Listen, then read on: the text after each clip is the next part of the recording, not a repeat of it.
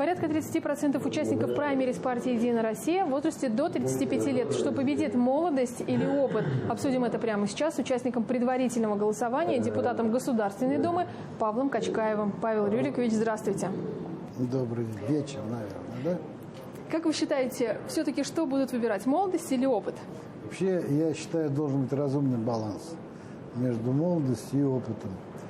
Потому что молодость, она может быть более активная, но она менее знающая. Нет той разумности иногда, и решение принимается зачастую скоропалительно, поэтому вот этот вот хороший баланс между молодостью и опытом, я считаю, гораздо лучше, чем или одна молодость, или одна мудрость там, или как. Насколько сильна конкуренция в целом на праймериз «Единая Россия»? 155 человек участвует в Башкортостане. Здесь у нас, да, более 15 тысяч на федеральном уровне, но мы хотя понимаем, что там значительное число участников на муниципальных выборах будут. Конкуренция, и почему должны выбирать «Единую Россию»? Вот у меня по округу, по третьему, конкурент 21 человек, вместе со мной, то есть у меня 20 конкурентов. То есть в этом плане это говорит о том, что все-таки люди душой болеют за то, что происходит и в нашей республике, и в стране.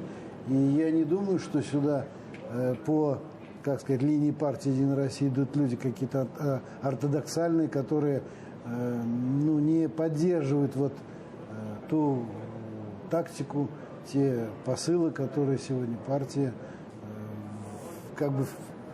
генерирует как предвыборную программу. Поэтому это хорошо, чем больше конкуренции, тем более объективный выбор. У граждан есть выбор, по крайней мере.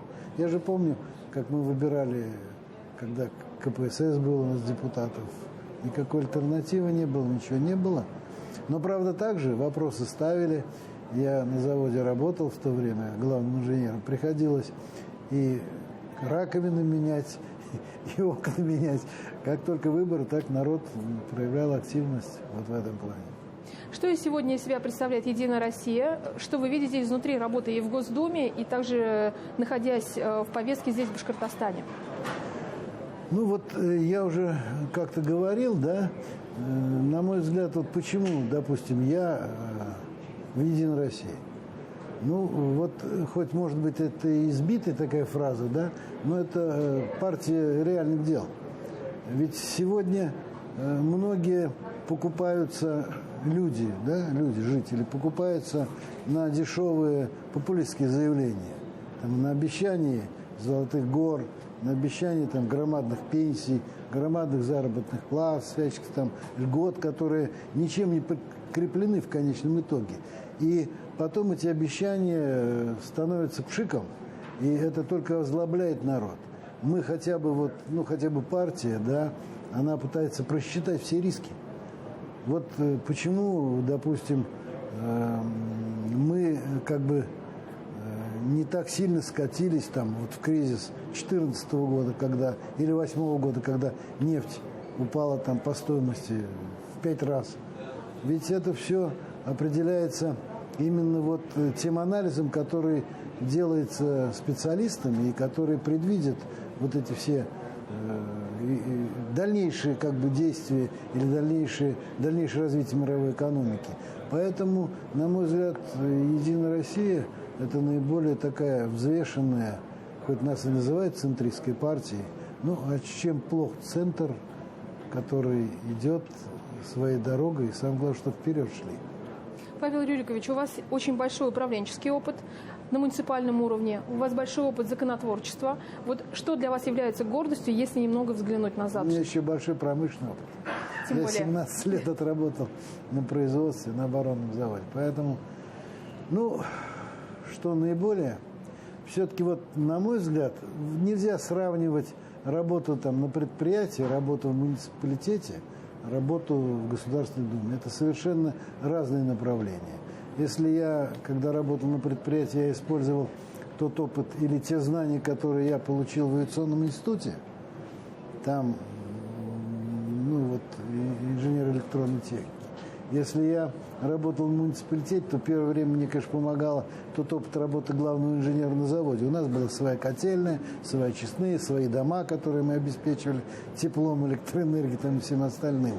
А в Думе, да, вот используется опыт той работы, почти тоже 17 лет на муниципальной службе, и министром, в том числе ЖКХ, когда видишь вот те болевые точки, которые сегодня нужно решать. Вот, допустим, тот же самый закон о капитальном ремонте. Этот же закон был написан с нашего практически решения депутатов.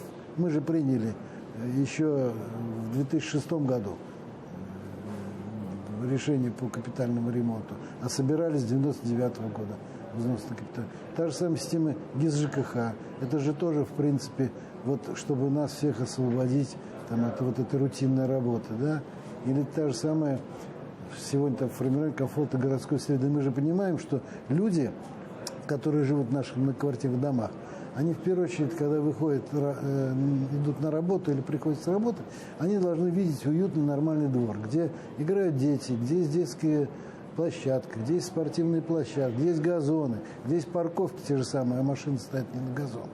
Поэтому вот это все то, что за 17 лет отложилось в голове и в душе, когда я работал в муниципалитете, сейчас вот помогает работать в Государственной Думе. Дальше неизвестно что. Опыт Государственной Думы не знаю, где использовать буду. Ну, пока вы участвуете в праймерис «Единая Россия», да, предварительном голосовании, с какой программой идете, Павел Рюрикович? Я вообще, вот программа, она, наверное, и прошлая программа, там, 7-го созыва, 6-го созыва, она не изменится. Все-таки я хочу, чтобы вот та неясность и непонятность жилищного кодекса, сегодня ведь, вот яркий пример, да, те же самые сегодня там счета по теплу, да, это же все из-за того, что где-то что-то мы не доработали. И вот на сегодня я как посчитал, сколько законопроектов было лично мной, внесено там в составе там людей, авторов, то есть не соавторские где-то, а именно авторов, это более 90 законопроектов стали законами. То есть вот все-таки мы должны жить по ясным и понятным правилам. У нас не должно быть недорешенных вопросов. Если говорить про ЖКХ, какие-то первоочередные шаги должны быть сделаны? Вот сегодня, например, над чем, вот, допустим, работаю, в том числе и я, и уже 2 года мы не можем завершить эту работу, к сожалению, но я думаю, что завершим. Вот у нас сегодня в доме всем управляет общее собрание. Кроме стоимости коммунальных услуг, которые регулируются государством. ФАС регулирует, там правительство утверждает все коэффициенты и все остальное. А все остальное решает общее собрание. Почему у нас жители не так активно участвуют в решении собственных же вопросов? Понятно, что многие не могут, там работа и все остальное. Мы ввели электронное голосование. Кстати, с Александром Геннадьевичем. Это наш законопроект с ним, с Сидякиным. Теперь, в 2 года мы занимаемся уже вопросом конференций. Вот представьте себе, у нас есть дома, около Дворца машиностроителей, в микрорайоне Солнечный, по 50 тысяч квадратных метров один дом. Там 14 подъездов, там 11 этажей, там порядка 2000 собственников. Вот как собрать 2000 собственников, даже в электронном виде проголосовать? Поэтому мы предлагаем, есть дома, вот эти мегаполисы, громадные дома, которые выбирают как сказать, делегатов конференции, как вот профсоюз конференции, партийной конференции. Эти делегаты там за 10-15 человек, которые доверили им, которые доверяют свои голоса, голосуют на общее собрание. Тогда собрать 30 человек гораздо проще, чем собрать там 1000 человек. Это же ясно. Вот пытаемся уже 2 года убедить некоторые структуры о том, что это будет гораздо лучше сегодня. Или законопроект об энергосбережениях. Мы 261 закон выпустили, мы говорим о энергосбережении с 2009 года, а жители, которые хотят сэкономить там, электроэнергию, установить датчики движения там, или индивидуальные тепловые пункты, если мы говорим о тепле, они, если входят в программу энергосбережения, то те льготы, которые они сегодня получают, субсидии вот на превышение 22% расходов семьи, они их теряют сразу. Вот поэтому, в том числе и поэтому, этот вопрос не решается и тормозится. То же самое газовое оборудование. Взрывы каждый год. Обслуживающие организации масса.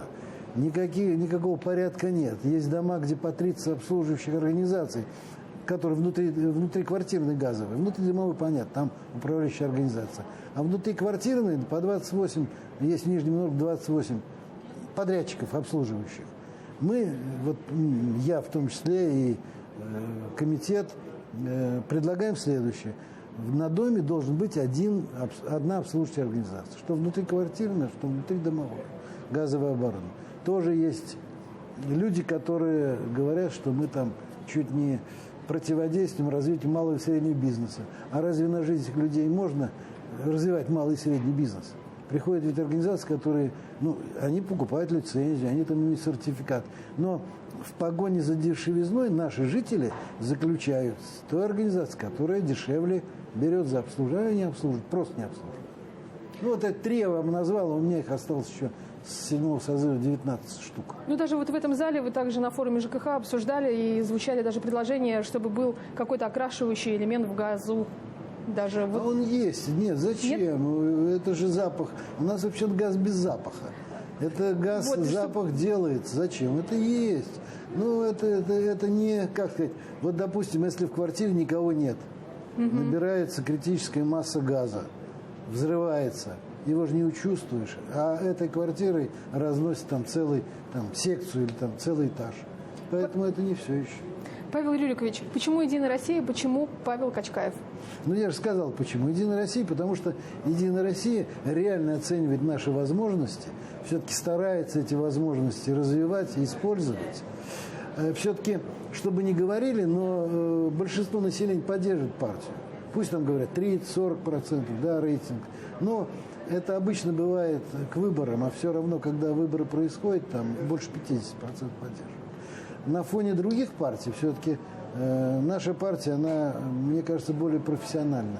Она не популистская партия, еще раз повторюсь, не популистская партия. А почему Павел Качкаев? Потому что я давно уже в партии «Единая Россия». Какую пользу вы готовы принести республике?